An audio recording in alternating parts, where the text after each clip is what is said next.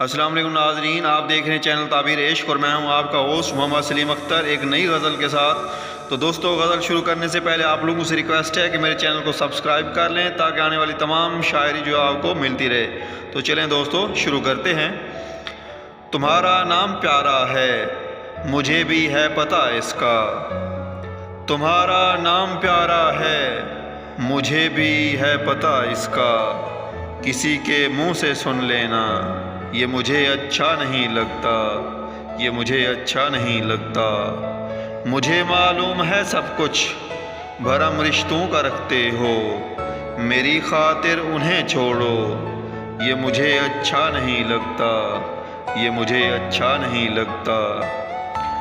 تمہیں مجھ سے محبت ہو یہ ممکن ہی نہیں، لیکن تمہیں مجھ سے محبت ہو یہ ممکن ہی نہیں، لیکن تمہیں کوئی اور چاہے تو مجھے اچھا نہیں لگتا، مجھے اچھا نہیں لگتا۔ تمہارے ہاتھ پر مہندی سجتی خوب ہے، لیکن تمہارے ہاتھ پر مہندی سجتی خوب ہے، لیکن کسی کا نام ہو اس میں مجھے اچھا نہیں لگتا، مجھے اچھا نہیں لگتا۔